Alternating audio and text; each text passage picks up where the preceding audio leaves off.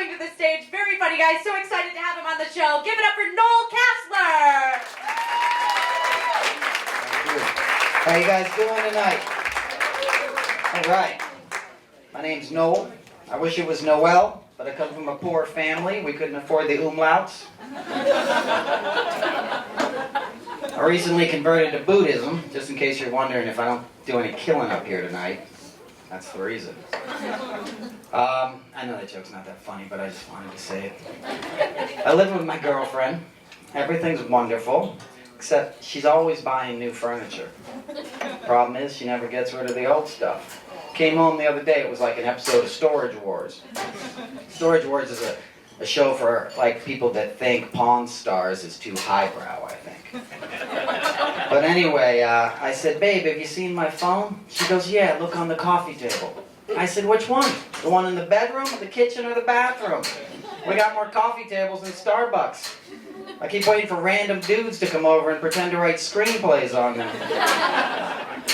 What's the deal with that anyway? Give somebody access to a broken toilet and free Wi-Fi, and all of a sudden they got a startup company.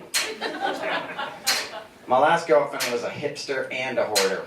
That's the worst possible combination, because all the crap they buy is off of Etsy. How many dream catchers does one person need before it becomes a nightmare? We finally broke up and she moved to an apartment 2 blocks away. That's always fun, right? Living in fear of your ex walking around Whole Foods. She was a hipster though, so I knew which aisles to avoid. I don't even miss kombucha that much. Alright, you guys are millennials. Now I got you figured out. You laughed at that joke. I'm jealous as hell of millennials, because you guys get the best weed in the world, and you get it delivered. Every night I come home, the hallways of my building smell like Willie Nelson's tour bus. In my day, I'd walk around Washington Square Park half the night. I'd come home with a $50 bag of catnip.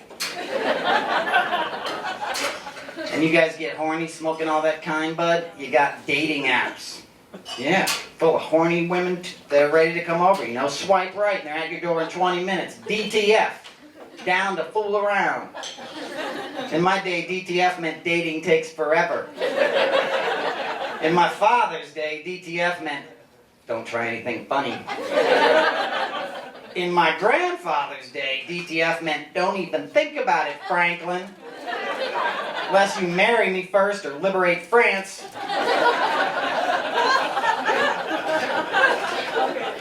These kids are looking for a job, they don't even have to get off the couch. They just upload a resume to a website. And if they get an interview, well, just put on some sweatpants and head on over. Right? They can show up looking like the Unabomber on acid and get hired. Hey, is that Tom Hanks in Castaway? Nope, that's our new IT guy, Chad. He doesn't work Mondays, by the way.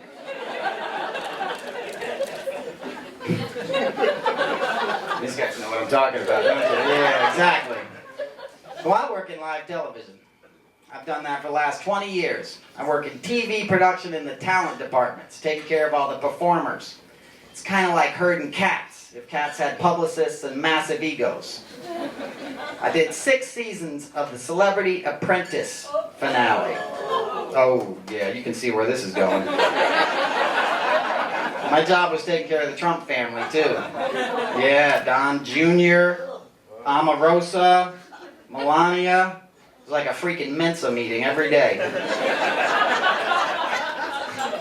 I worked on a bunch of those beauty pageants he had in the 90s, too. That was a good idea. Miss Teen Universe? Yeah, that's like giving Jeffrey Dahmer a cooking show. Yeah, you got that one. It took a minute, but yeah. He would line up the girls on the side of the stage and he would inspect them, literally. He would stick his little freaking doll fingers in their mouth and look at their teeth. Not even kidding. This is true. He'd line them up like they were pieces of meat. He'd be like, you, and you. If you want to win, I'm in the penthouse suite. Come and see me. Yep. If Trump had a cooking show, they'd call it the douchebag diet. McDonald's, chocolate ice cream, and girls that look like Ivanka are all he ever eats. I really like you guys now. That's my favorite joke. I'm going to tell you one more thing. I don't usually tell. I'll tell you two more things. Since you're being so nice to me. He's a speed freak. He crushes up his Adderall and he sniffs it because he can't read, so he gets really nervous when he has to read cue cards. I'm not kidding, this is true. I had a 24-page NDA, non-disclosure agreement. I didn't know then he was becoming president. Now it's, no way, dumbass, I'm telling you everything I know. So he gets nervous and he crushes up these pills. That's why he's sniffing when you see him in debates and when you see him reading. That's why he's tweeting, you know, it's like he's out of his mind. It makes sense if you think about it. Methamphetamine was invented by the Nazis to keep the fighter pilots up all night on bombing runs, right? So it makes sense that Trump would use it to hate tweet and his self-centered rage at 4 a.m. on the toilet. Right. I'm going to leave you with this. My favorite thing so far in the Trump era is when James Comey had to go to the White House and tell him about this dossier and the existence of a videotape of Trump taking a couple of showers with some Russian working girls. And it was Trump, right? So of course they had to be golden. Alright, take a second. Trump says to Comey, "Do I look like the kind of guy that needs to pay for prostitutes?" "Yeah." "Yeah, you look exactly like that kind of guy. You actually look more like that kind of guy than anyone who's ever lived." They're actually changing the nickname for guys like that from Johns to Dons. You guys have been great. Thank you.